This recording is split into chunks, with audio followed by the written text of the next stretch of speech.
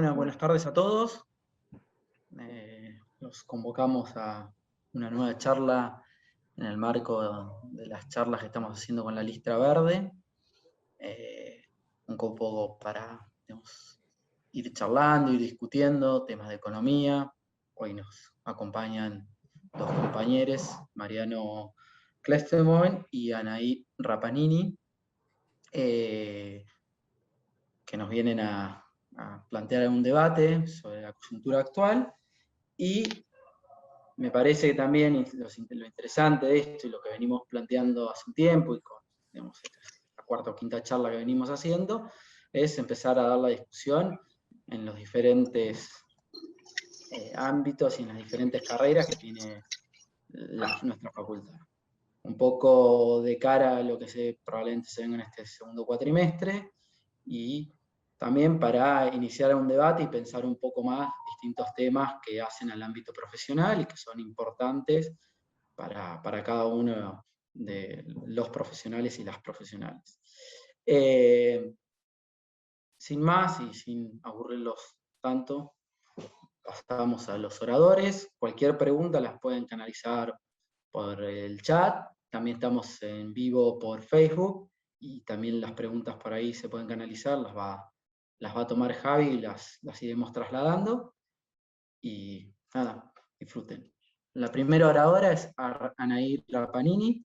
Ella es doctora en Desarrollo Económico y docente de la UNDAV. Anaí, la palabra es tuya. Hola, ¿qué tal? Muchas gracias a todos. Bueno, muchas gracias por invitarme.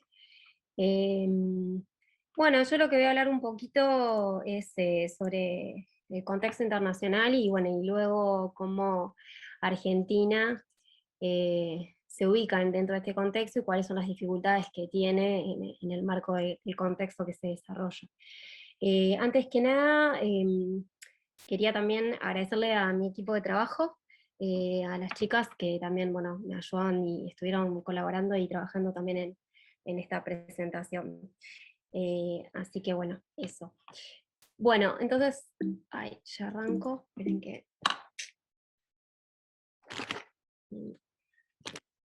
Denme un segundo que tengo que salir de acá.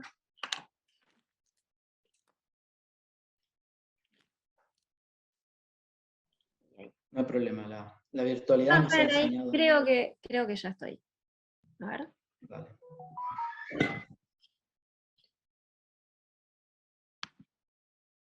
Se ve perfecto, ¿eh? Ahí está, sí. Se ve, ¿no? Sí. Bueno, tenía ahí un temita con dos monitores estoy.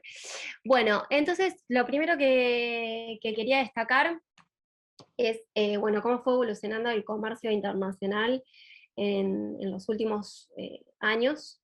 Bueno, igual es una serie muy larga, esto es 1960. Acá creo que lo más interesante es la expansión muy fuerte que hubo en el comercio. Yo no sé si ahí ustedes me ven el cursor. ¿Sí o no? Sí, bueno, se ve perfecto. Perfecto. Sí.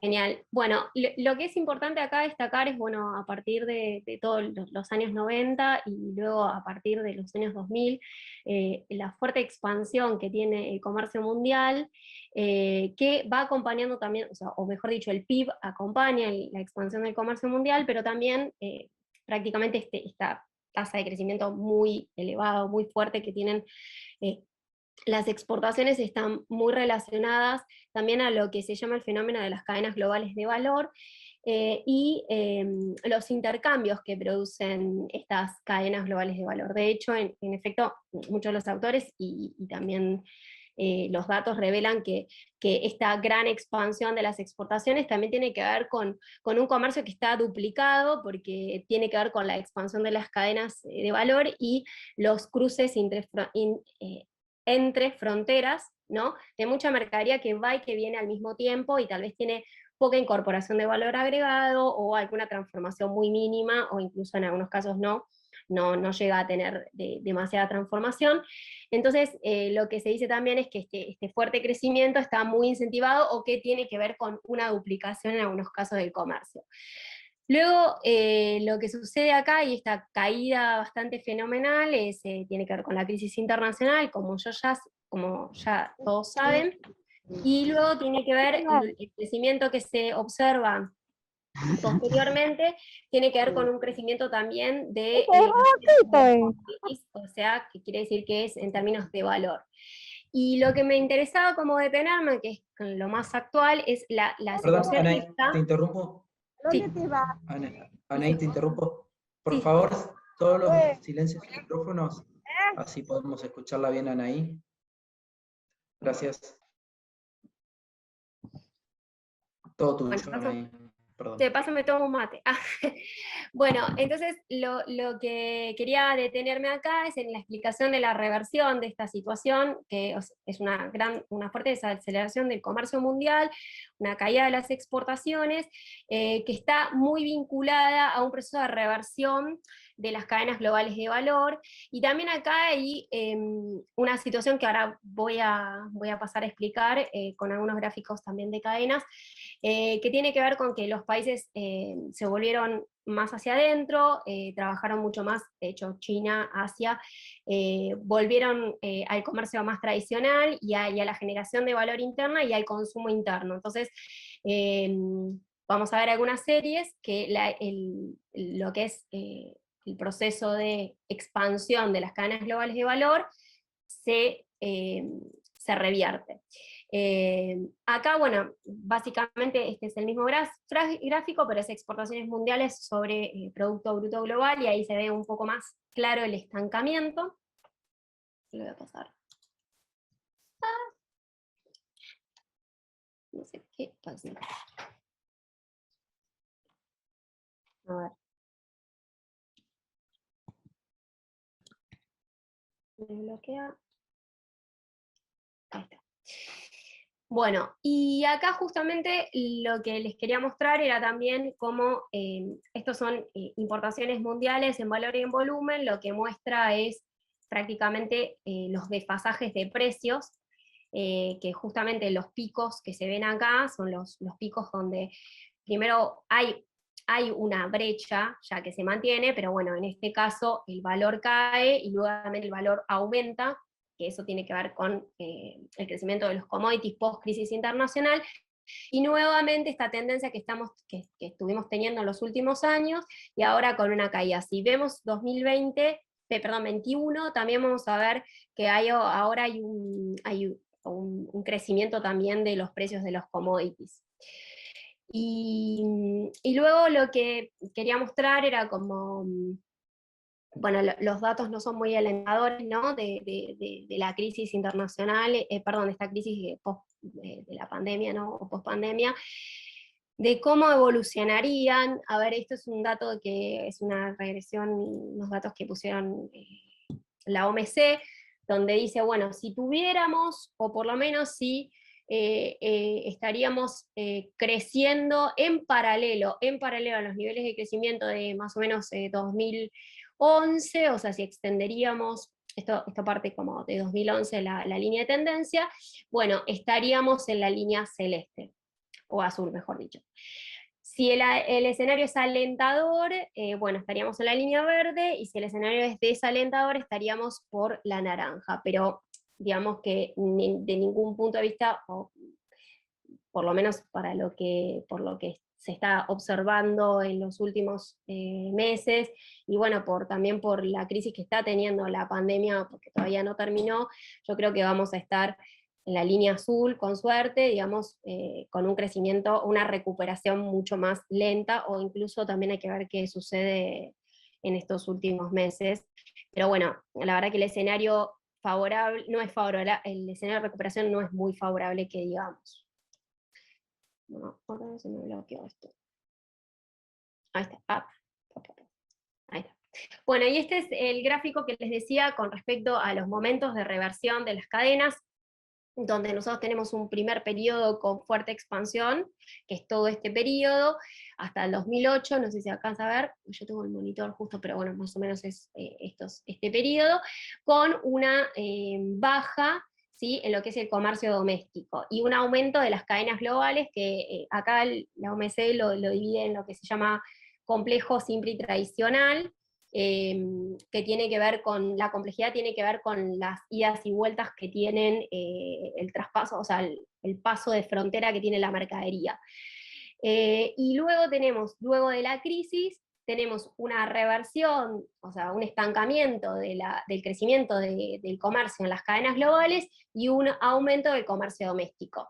Esto también tiene que ver con algunos planes que lanzaron algunos países, entre ellos Estados Unidos, con su proceso de offshoring y vuelta a generar, digamos, empleo hacia adentro o, digamos, generar, digamos, un comercio interno importante, y el caso de Asia, que también lo manifiesta más claramente, que es, en este caso lo que estamos viendo es la proporción de valor agregado nacional sobre las exportaciones brutas, o sea, va creciendo el valor agregado nacional, y lo que se hace es revertir el fenómeno de extranjerización del valor agregado, precisamente que en eso se vinculan las cadenas globales, y Asia lo manifiesta muy bien y muy claramente, sobre todo China, en su plan Made in 2025, donde dice que intencionalmente va a generar un proceso de reversión y un aumento del valor agregado y una disminución de los insumos importados en sus cadenas de valor.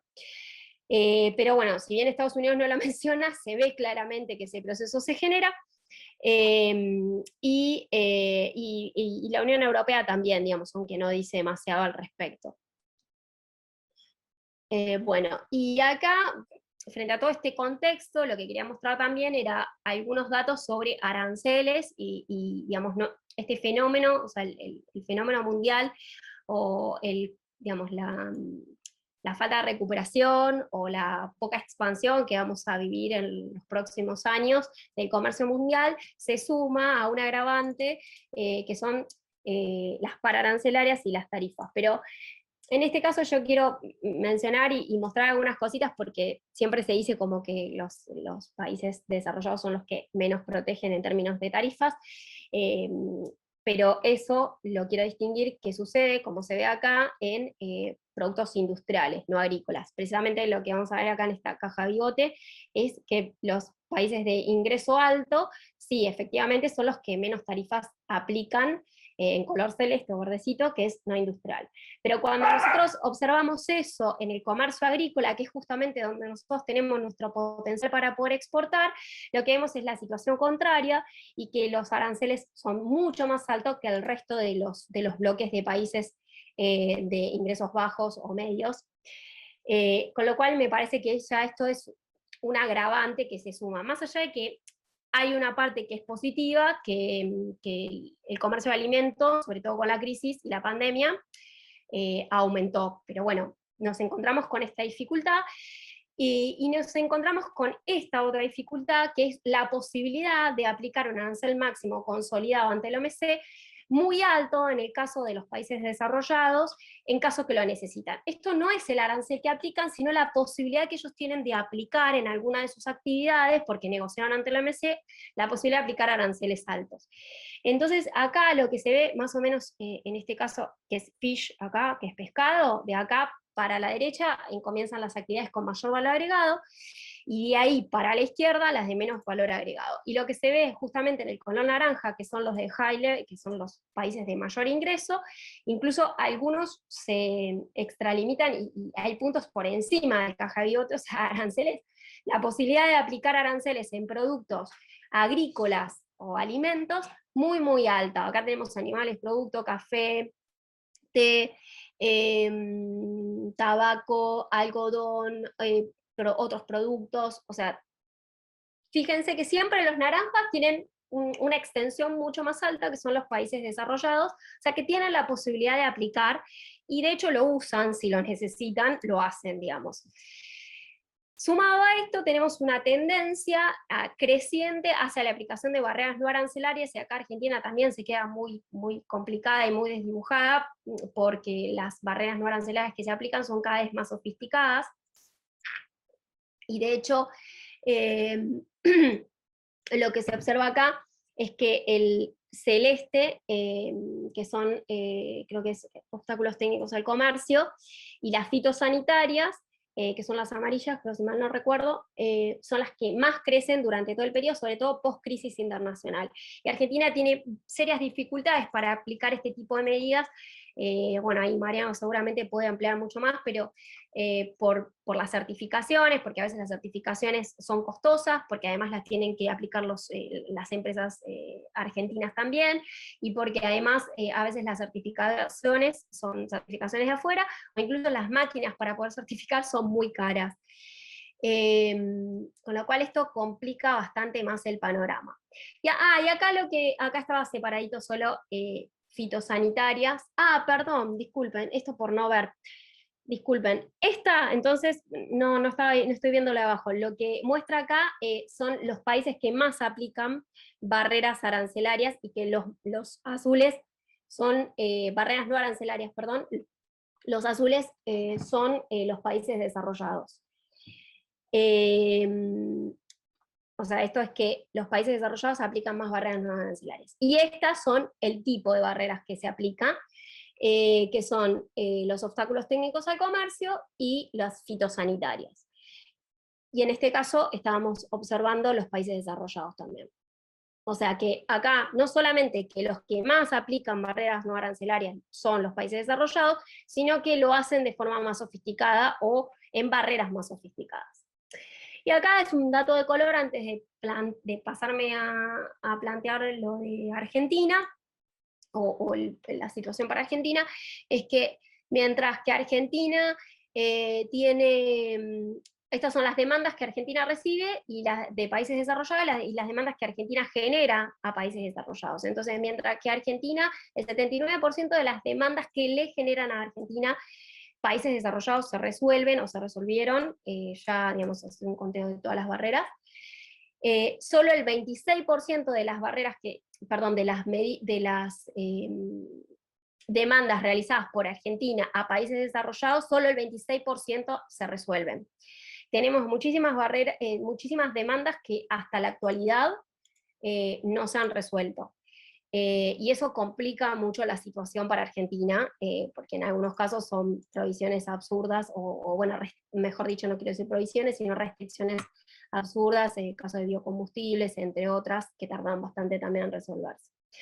Entonces, bueno, acá es como plantear un poco cuál es la situación argentina. O sea, ahí ya planteo una situación de dificultad del escenario argentino, o mejor dicho, del escenario internacional, que complica el escenario argentino por dos motivos. Por un lado, por la poca expansión del comercio o la retracción que está teniendo el comercio, y por el otro lado, por las barreras pararancelarias, sobre todo focalizadas en los productos que nosotros exportamos. Y acá es un poco como un análisis un poquito más estructural, viendo las dificultades que Argentina también cuenta. O sea, esto es un análisis por SIU, que es la clasificación industrial uniforme, que muestra sectores. Lo que mostramos es que acá Argentina básicamente es netamente superavitaria en productos relacionados al agro, que son los primeros SIU, los naranjas, y los verdes, que son alimentos, que lamentablemente cuando uno empieza a desglosar alimentos, lo que observa es que en realidad lo que exportamos más de alimentos es aceite de soja, y es estructuralmente deficitaria, con un incremento en ambos casos, ¿no? Tanto en lo que somos deficitarios como en lo que somos subdetarios, pero se profundiza el déficit porque lo que somos deficitarios es en toda la parte de MOI. Y acá lo que lo que tratamos de hacer es como un análisis de las exportaciones a precios constantes. Es decir, bueno, a ver cuáles son las actividades o cuáles son los sectores que más crecieron y por qué crecieron, y si eso se puede sostener o se puede reflotar o mantener en los próximos años. Entonces, primero lo que uno ve es que la década del 90, la expansión de las exportaciones y el comercio en la década del 90 en Argentina tiene que ver con los vehículos y los metales comunes, relacionados a la parte automotriz, y básicamente por el comercio Mercosur y el surgimiento del Mercosur, que ahora vamos a ver luego otro gráfico cómo va creciendo o ganando participación en el Mercosur. Y luego en la postconvertibilidad, que es estos que marqué acá con las liñitas, lo que vemos es un aumento muy sustancial de lo que es alimentos, que alimentos básicamente es grasas y aceites, o sea, lo que es aceite de soja, agricultura, que es la parte de cereales y cultivos, el celeste, ahí se ve el cursor, Y sustancias químicas, que también está relacionado en parte a la parte de vehículos. Y hay una gran expansión, que es el verde, también de todo lo que es vehículos automotores. Lo que pasa que justamente vehículos automotores también se hace con una gran expansión del déficit, o sea, a diferencia de lo que vamos a ver en el otro periodo. Entonces, acá, bueno, claramente Argentina cuenta con un problema, porque básicamente lo que expandió fue agro y vehículos, y además la expansión del agro también tiene que ver con el crecimiento de los precios internacionales. Y además tiene una gran limitante en cuanto a superficie, la limitante de la oferta en cuanto a superficie cultivada. Y luego, a partir del 2011, es interesante estudiar algunos sectores que cayeron, porque, bueno, por ahí acá, que estamos viendo tan agregado, nos perdemos algunas cosas, pero algunos sectores que cayeron, que son sectores de MOI, relacionados a maquinaria, equipos, aparato eléctrico, caucho, y eso tiene que ver con la retracción del comercio regional, la caída del comercio en la región, lo cual la verdad que es una situación que nos complica bastante, más allá de la situación del agro y la exportación de soja. Y luego en 2019 volvemos a tener un repunte también por los precios, que en este caso incentivan también un aumento de las cantidades, sobre todo en maíz, y la parte de carnes. Una nota de color que sí quiero destacar, que me parece es interesante, el crecimiento que tuvimos en las exportaciones como una luz verde o algo positivo, el aumento que tuvimos en productos farmacéuticos, aunque creció el déficit porque aumentaron más las impos que las expo, y el surgimiento del biocombustible o biodiesel, que bueno, esto sí es más superavitario, digamos, en sus exportaciones. Entonces acá un poco lo que les mostraba por un bloque. Claramente el Mercosur al principio comienza siendo superavitario y luego termina siendo deficitario, básicamente por el sector automotriz. Acá se ve como lo verdecito se va expandiendo, que es Mercosur, y luego se va achicando a medida que va creciendo el gris, que es Asia. Y una curiosidad que es bastante interesante es Medio Oriente, que es el rosa, que va creciendo. Y también acá lo que dije antes del MOI está relacionado a la región latinoamericana, al resto de la TAM, que también se va achicando. Bueno, acá básicamente es lo mismo, pero en relación a la participación, acá se ve más claro Asia cómo va ganando terreno. También obviamente tenemos déficit con Asia, lamentablemente, en la expansión del Mercosur y el achicamiento del Mercosur, y el achicamiento de Latinoamérica, y el crecimiento de la participación de Medio Oriente. Y acá, un poco para graficar, a ver en qué es lo que estamos exportando e importando, o el saldo comercial, está retratado un poco por SIU. Entonces, acá lamentablemente lo que vemos es que Asia, nuevamente lo que exportamos es aceite de soja y poroto, que es el color verde y el color naranja, en donde nosotros somos superavitarios y deficitarios en MOI. Y la verdad que lo que uno puede rescatar de esto es que Mercosur, básicamente por vehículos, resto de Europa, que es hacia el este, que es bastante interesante, y resto de la TAM es donde nosotros exportamos con mayor valor agregado, tenemos posibilidad de agregar exportaciones con MOI. Y en el caso del NAFTA, eso se da simplemente por México y por vehículos automotores.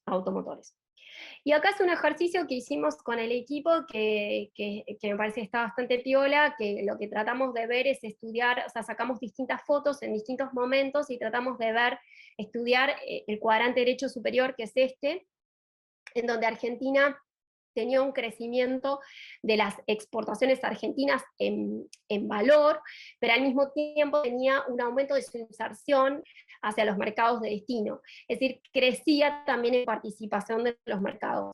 Y bueno, y la verdad que los datos no fueron muy alentadores, porque las comparaciones nos da que cada vez tenemos menos posiciones positivas en el cuadrante derecho superior, es decir, que tenemos menos posiciones, que aumentamos las exportaciones y además ganamos participación en esos mercados. De hecho, la comparativa de 1996 a 2003 nos da un 68% de posiciones ubicadas en este cuadrante, la del 2003 al 2011 un 60%, la de 2011 al 2019 un 54%, se va achicando. Pero además, cuando uno empieza a estudiar los bloques y los ciudadanos a los que corresponden, nuevamente nos desilusionamos un poquito, porque lo que vemos es que este, por ejemplo, cuadrado es en realidad oro suiza, ¿sí? Que este punto grande es carne a China, está bien que bueno, es carne, obviamente. Este triángulo, que no lo puse, pero es automotriz a Mercosur, o sea, las formas son las regiones y los colores son los ciudadanos a los que pertenece esa posición arancelaria. Entonces, bueno, lo que se puede ver a simple vista es que donde tenemos tal vez la necesidad de explorar es Europa del Este, algunos países de Asia, donde hay tal vez capacidades de poder exportar algo con mayor valor agregado. Y por último, ya con esto cierro, que tal vez queda un poco descolgado con respecto a la presentación, pero lo quería mostrar porque me parece que es algo que nos muestra también las dificultades que nosotros tenemos al momento de exportar, que el número de exportadores a lo largo del año, a lo largo de los años se viene achicando. Este gráfico lo que muestra es la cantidad de empresas exportadas en el eje vertical y la cantidad de empresas que concentran el 50% en el eje horizontal. Y lo que vemos es que todo el cuadro, a medida que va avanzando los años, se corre hacia la izquierda y hacia el margen izquierdo inferior, con lo cual caen las cantidades de exportadores, pero al mismo tiempo se concentra aún más las exportaciones. Y esto tiene que ver también con que a medida que fue pasando el tiempo, nuestro campo se volvió más intenso, la cantidad de exportaciones industriales se achicó, con lo cual también habla de una falta de industrialización o una reversión del proceso de industrialización o una pérdida de empresas que exportan industria. Llegando a un extremo que es el actual, que son 15 empresas concentran el 50% del valor exportado, y estas 15 empresas están netamente vinculadas al agro. Con lo cual, si nosotros queremos de alguna forma avanzar con todas estas dificultades que tiene el mundo, con todas estas dificultades que tiene la Argentina para poder colocarse como exportador, bueno, claramente lo que tenemos que es fortalecer el entramado productivo argentino, industrial, para poder posicionarnos en esos lugares donde hay nicho con serias dificultades que igual podemos llegar a tener. Bueno, ya con esto estoy. Muchas gracias.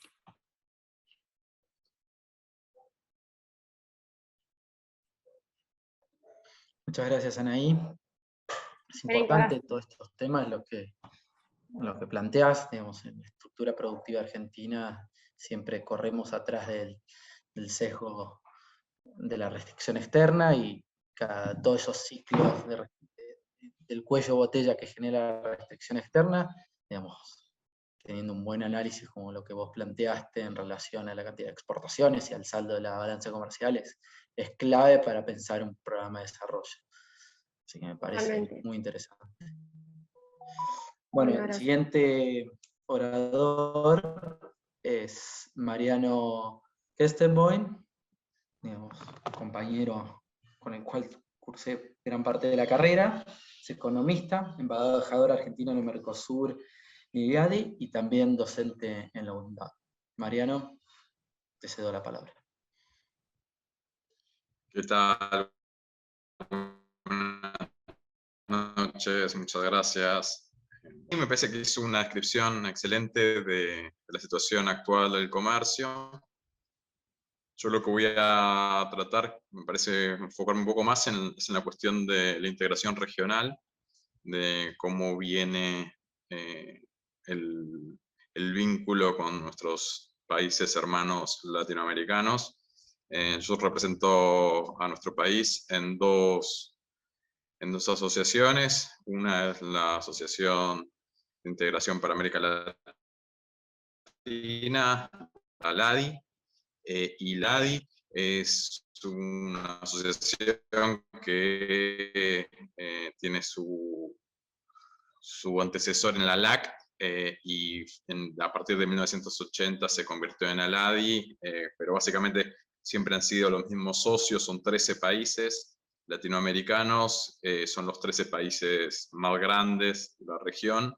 Lamentablemente la situación actual del Mercosur, como bien conocen, no es para nada favorable. Esta interregional está cayendo a sus peores niveles en las 3 décadas de vida del Mercosur, producto fundamentalmente de cambios en el escenario económico global, la participación de China en el comercio mundial de mercancías ha sido muy dinámica, y en ese sentido la mayoría de los países del bloque ha interactuado mucho más comercialmente con Asia, y ese es el principal factor que explica la caída del comercio intrarregional. Al mismo tiempo hay, tanto en Brasil como en Uruguay especialmente, presiones para conseguir mayor que se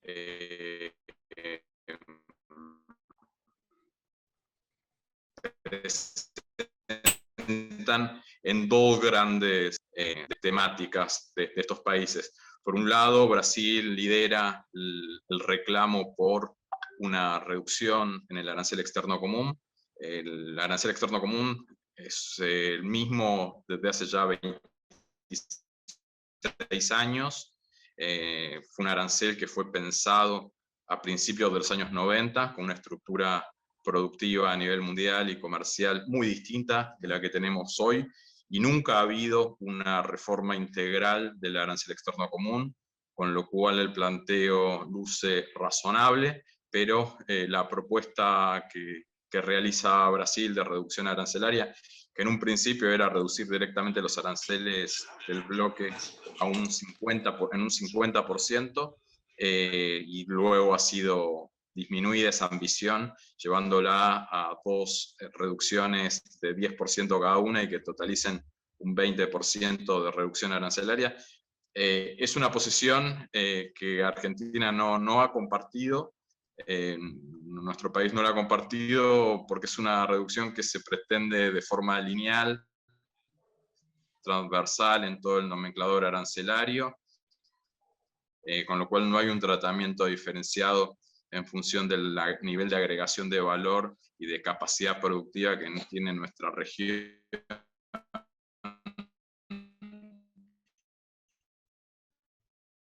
En cada una de las posiciones arancelares en común, deja el diferente nivel de agregación de valor que puede tener un eslabón que produce bienes finales con alto valor agregado vinculado a mano de obra, y en diferente situación bienes de capital no producidos o insumos que tampoco son producidos y que muy difícilmente en la región se puedan llegar a producir, dado especialmente el cambio en las condiciones productivas y tecnológicas a nivel global. Esto me parece que es muy importante tenerlo en cuenta. El desarrollo de las tecnologías de información y de la comunicación ha permitido un nivel de escalabilidad en el desarrollo de los negocios productivos y comerciales muy diferente que el que teníamos hace 30 años. Entonces, hay rubros donde la escala mínima óptima de producción, lamentablemente en nuestra región es muy difícil que se llegue a alcanzar, y para optimizar los recursos a nivel global, puede llegar a ser conveniente que directamente que no nos enfoquemos en eso y que sí lo realicen en países con más escala o con más especialización en ese sentido. Y bueno, por eso en esos rubros entendemos que puede ser razonable una reducción arancelaria que dote de competitividad a nuestras industrias regionales. Y es esa la contrapropuesta que ha realizado la Argentina, que en definitiva concuerda en un 75% con la propuesta presentada por Brasil. Pero hemos encontrado una posición bastante rígida, no bastante, muy rígida, por parte del gobierno brasileño, que por otra parte no responde a la visión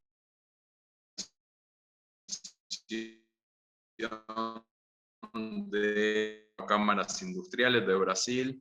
Por ejemplo, la Confederación Nacional de Industrias de Brasil se ha expresado en conjunto con sindicatos de ese país en contra de la posición de apertura arancelaria que se está promoviendo, al mismo tiempo que, bueno, es una apertura arancelaria que está disociada de los planteos de una cantidad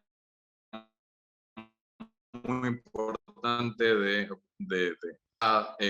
tratando de venderle a otras contrapartes reducciones arancelarias, también reducir aranceles. Entonces, esa posición nosotros en el Mercosur la hemos presentado a nuestros socios en reiteradas oportunidades, que no corresponden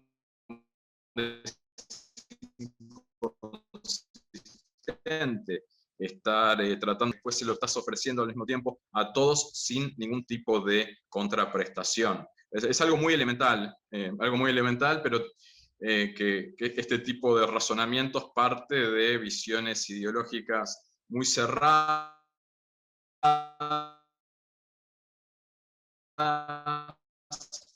de Hacienda de Brasil, y que no, por lo menos no se replica en la Cancillería de Brasil.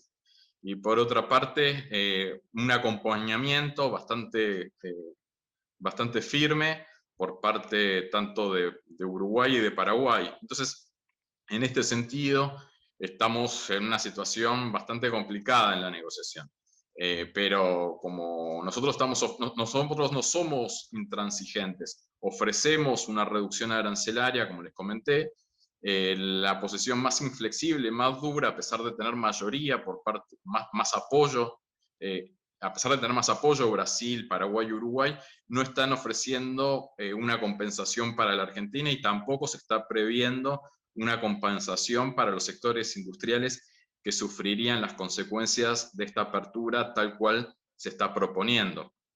El arancel externo común es una herramienta muy interesante, muy útil en los procesos de desarrollo industrial aplicados. Todo proceso de desarrollo industrial ha tenido como uno de los pilares de política económica la política comercial arancelaria, y en ese sentido avanzar con reducciones lineales y transversales no se presentan antecedentes de economías que se hayan desarrollado siguiendo ese camino. Y por el contrario, lo que podemos ver en los últimos 30 años, y en particular en los últimos 15 años, es un proceso de primarización muy, muy acelerado por parte de los 4 estados partes del Mercosur. Y el hecho inédito que se observa a nivel global es el caso de Brasil. Nunca en la historia económica capitalista ocurrió que un país grande primarice su estructura productiva como está sucediendo en Brasil. Hasta mediados de la primera década del siglo XXI, Brasil tenía en sus exportaciones el 56%, más del 55% de sus ventas eran productos manufacturados.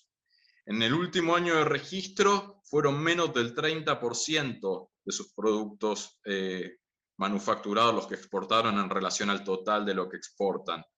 Claramente hay una desindustrialización muy, muy importante, y tiene que ver con cambios en el escenario global, de cambio de precios relativos, pero también tiene que ver con factores endógenos, con políticas económicas que se están aplicando en ese país a partir del año 2012, 2013, que cada vez promueven una mayor liberalización comercial sin tener en cuenta complementos en materia de apoyo a la política, al sector industrial. Y eso, bueno, está generando inconvenientes, y no solamente en Brasil, sino como somos interdependientes, los 4 socios del Mercosur, los 4 socios estamos en un momento de desmantelamiento de capacidades productivas que se ha agravado notablemente con la pandemia. La pandemia agravó estas condiciones, y en la Argentina es el único gobierno en el marco del Mercosur, de los estados partes, que mantiene un interés por el desarrollo productivo industrial. Los otros países no lo están promoviendo, por lo menos en las negociaciones a nivel Mercosur, con tanto esta decisión de intentar reducir el arancel externo común de forma lineal y transversal en todos los productos que comercializamos, y también a partir de la posición de Uruguay, que es una posición histórica de buscar flexibilización en sus negociaciones internacionales. Esto es básicamente que romper con el acuerdo del Tratado de Asunción, en el cual se preveía y se ha desarrollado en estos 30 años de Mercosur, que todas las negociaciones comerciales con otras economías o grupos de economías se realicen en conjunto. Uruguay siempre, sobre todo en los últimos 20 años, 22, 23 años, ha promovido buscar negociaciones de forma aislada, de forma individual, independientemente de que también se puedan realizar negociaciones a nivel de los 4 socios, 3 socios, 2 socios, la fórmula que ellos consideren o que se considere. Y avisó ya que está, de hecho, en un reportaje hace muy poquito, hace unos 10 días, una semana, la ministra de Economía de Uruguay ya planteó que Uruguay, o dio a entender que Uruguay está en proceso de negociación individual con otras economías. Se conoce que ha avanzado con negociaciones con el Reino Unido, con Estados Unidos, con China, y bueno, en el caso de la Argentina, lógicamente, nosotros entendemos que las negociaciones se tienen que dar en bloque, porque en los últimos 30 años, ya a principios de los años 90, había una visión de consolidación de grandes espacios económicos como plataformas para alcanzar negociaciones más productivas. Esa visión se ha profundizado en los últimos años con el fortalecimiento de China, con el fortalecimiento de la Unión Europea, con el fortalecimiento de los grupos de economías en los procesos de negociación, que cada vez es más importante tener una posición de fuerza en esas negociaciones. El regionalismo ha crecido muchísimo en el último tiempo. Y más para el Mercosur. ¿Por qué? ¿Por qué más para el Mercosur que para otros países? Básicamente porque nosotros lo que exportamos principalmente, lo que exportamos más competitivamente, son productos alimenticios, productos del agro, productos minerales, y todo lo que es agropecuario y alimenticio en general está sumamente protegido a nivel internacional. Y nosotros somos los más competitivos a nivel mundial. Entonces, nuestra oferta exportable es muy amenazante. Entonces, la forma de conseguir más espacio en los acuerdos comerciales es unidos. Lo dijo el canciller hace un par de meses. No es una cuestión de épica el Mercosur, sino es una cuestión de supervivencia. Hay que negociar unidos entre todos los países del Mercosur y preferentemente unidos con otros países latinoamericanos para ganar peso en las negociaciones económicas.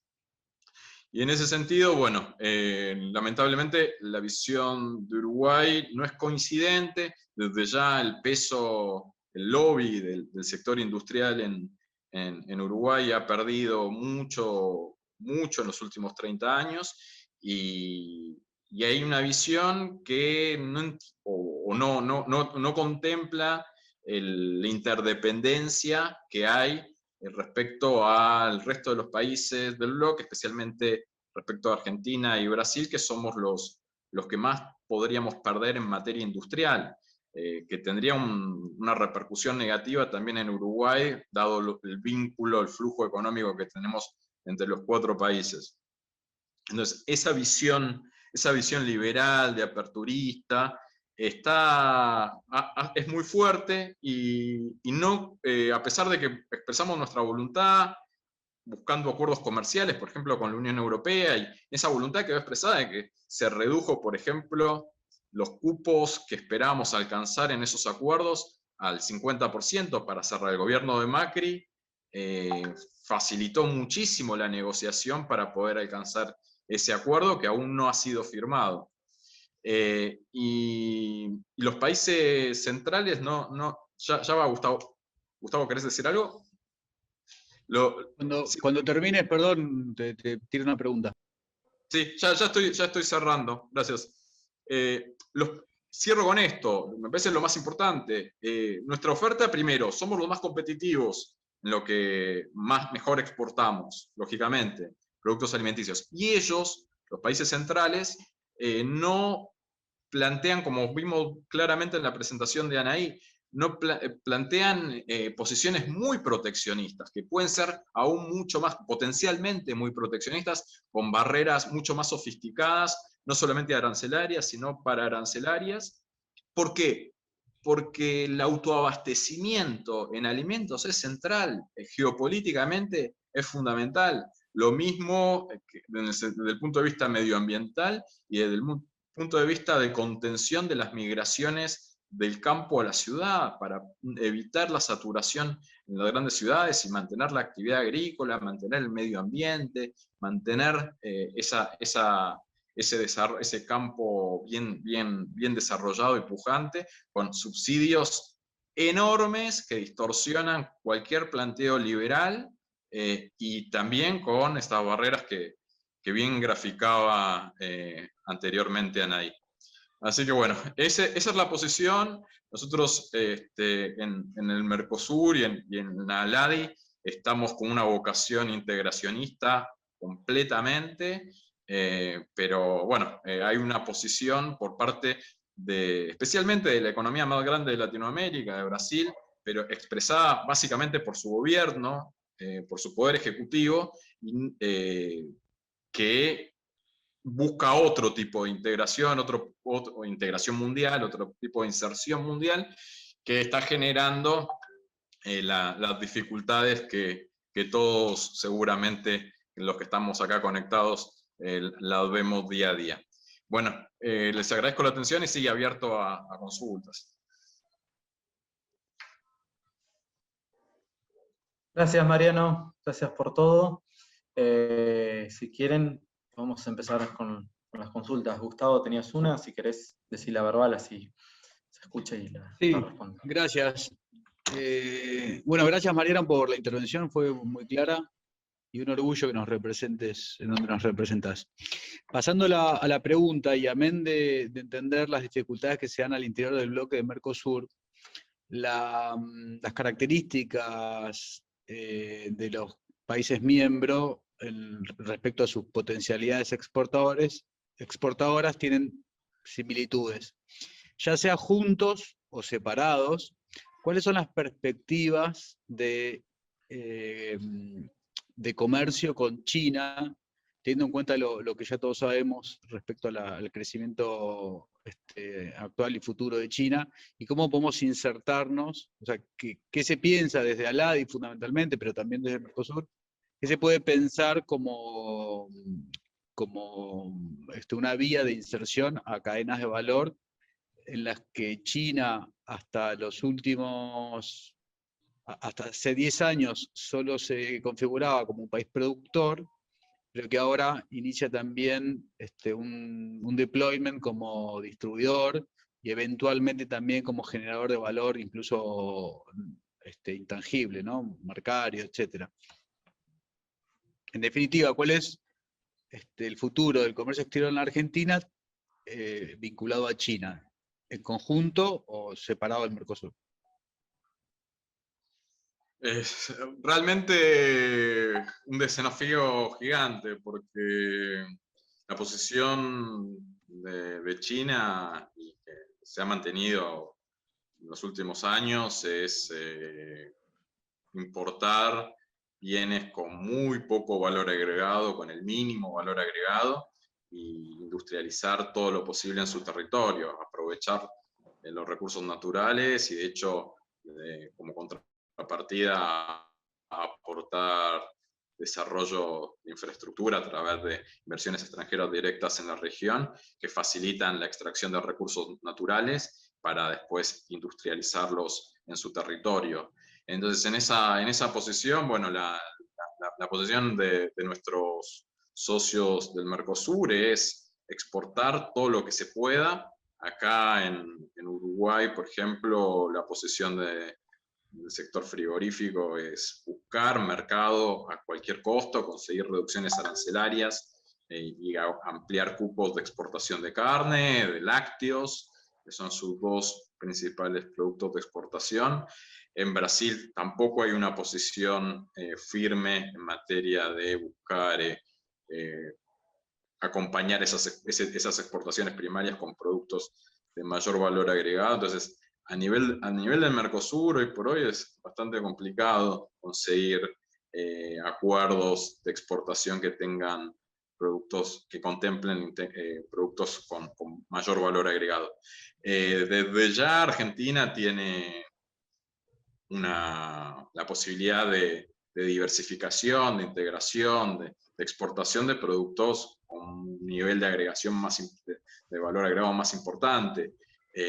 Podemos cubrir ciertos nichos, el mercado de China es gigantesco, pero sin lugar a dudas eso es lo que hay que negociar y hay que buscar dentro del vínculo externo donde yo estoy, que es la Comisión de Representantes Permanentes del Mercosur.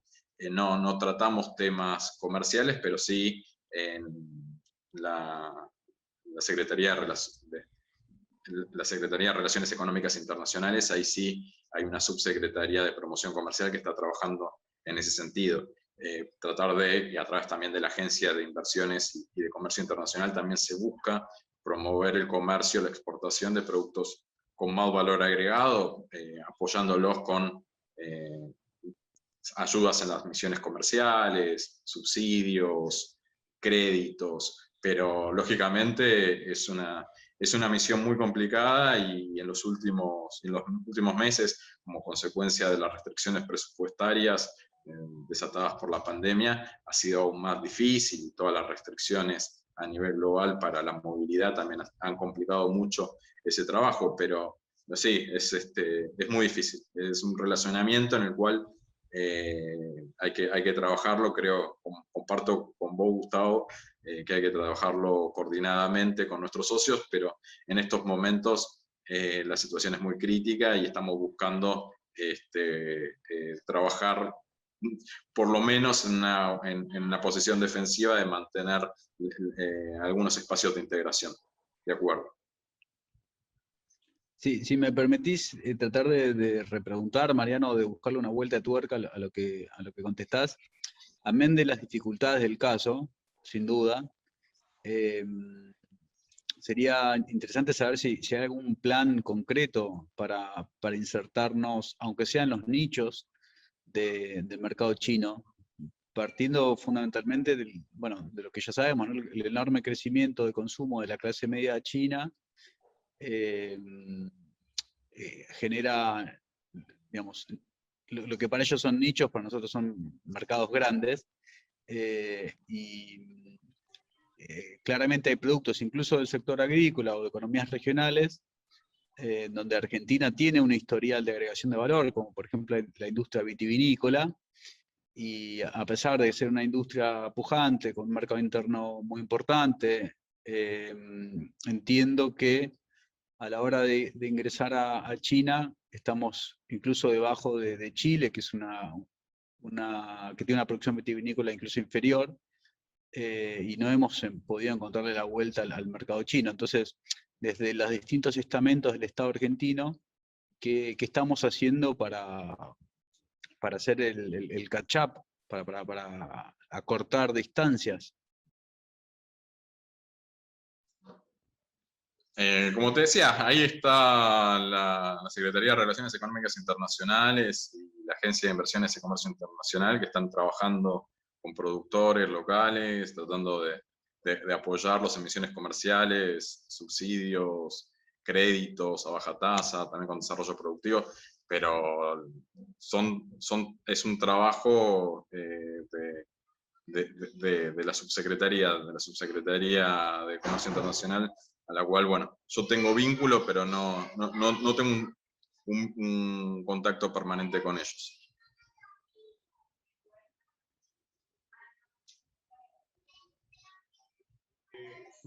Excelente. Creo que Javi tenía una pregunta que venía del Facebook, ¿no, Javier? Sí, yo tengo una. En realidad ahí le repregunté al compañero que estaba por Facebook para ver si entendíamos mejor la pregunta. él lo que primero había dicho, en realidad lo que quiere saber en el futuro de cómo es la comercialización, hacia qué regiones apuntaría, ¿no? En vistas de que la geopolítica está medio complicada en la región más cercana, y a lo mejor mucho más lejos también. O sea, ¿a quién se le exportaría? ¿Con quién comercializaríamos? ¿A quién importaríamos? Si es que va a seguir el mismo eje. Parece que apuntó a ese lado la pregunta, pero algo ya había hecho Gustavo, pero bueno, iba en eso la pregunta del compañero por Facebook. De una manera lo expresó a quién le vamos a exportar, y entonces le repregunté para ver si cerraba un poco mejor la pregunta.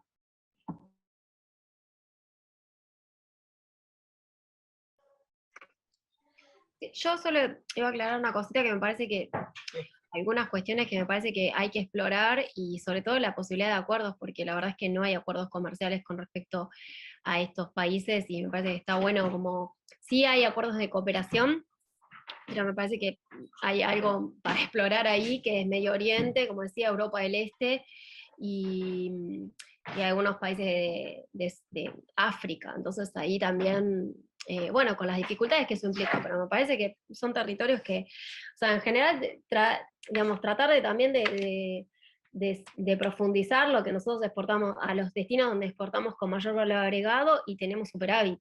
O sea, como que me parece que eso podría ser una buena punta, más allá de buscar los nichos o profundizar los nichos donde ya exportamos, que digo, por ahí uno no puede aumentar las exportaciones, pero sí puede aumentar el valor exportado de lo que ya exporta, incluso hasta a los mismos destinos, a los mismos mercados y al mismo proveedor, o sea, al mismo comprador, porque a veces eso implica hacer una certificación y tal vez que sí te compre una manzana con X certificación. Entonces, como creo que ahí están las posibilidades de mercado y hay muchísimas cosas, y por lo menos nosotros estamos trabajando en eso, también como, además del Ministerio de Producción también, está bueno ir explorando estas posibilidades. Hernán, ¿tenías una pregunta? Sí, ¿qué tal? ¿Cómo andan? Buenas tardes. Mi pregunta voy a tratar de construirla un poco porque tiene alguna complejidad, me parece. Me parece que es más para Mariano en todo caso. Lo que estoy pensando es, a partir de lo que suele plantear Togatian, que tenemos una oportunidad desde Argentina, en tanto hay una disputa no acabada entre China y Estados Unidos, esta multipolaridad podría permitirnos darnos alguna ventaja en términos de negociación. La pregunta es, desde el Mercosur, ¿se puede pensar que como bloque también podemos sacar alguna ventaja de esta bipolaridad, o el acercamiento de Bolsonaro y de Brasil a Estados Unidos está como taponando esa oportunidad desde el Mercosur y solamente entonces se puede explotar desde el país Argentina en sí mismo? ¿Cómo ven este tema para adelante? Bien. Sí, claramente hay una oportunidad, lógico, que el equilibrio de fuerzas a nivel global, eso favorece la posición de los países del Mercosur y facilita las negociaciones, pero hoy la posibilidad de relacionamiento externo articulado para alcanzar mejores condiciones de acceso a los mercados de forma coordinada a nivel Mercosur con Estados Unidos y también aprovechando el posicionamiento de China, es complejo, realmente es complejo, porque las energías están más bien puestas en buscar aperturas unilaterales, hay más interés en llevar adelante ese camino, independientemente de cualquier otro tipo de negociación. De hecho, en el aniversario de los 30 años del Mercosur, la respuesta cuando buscábamos hacer alguna actividad reflexiva, de conmemoración, de celebración, era: no, tenemos que buscar acuerdos de libre comercio, tenemos que concentrarnos todas las energías en eso y no hay que hacer nada de conmemoración. Entonces, hoy, como les decía antes, es muy difícil. El Mercosur está evidentemente en una situación de crisis. También creo que a veces se exagera el nivel de crisis en el cual estamos, pero es difícil de forma coordinada buscar acuerdos de complementación económica con las grandes potencias. Sean ahí, si quieres decir algo más.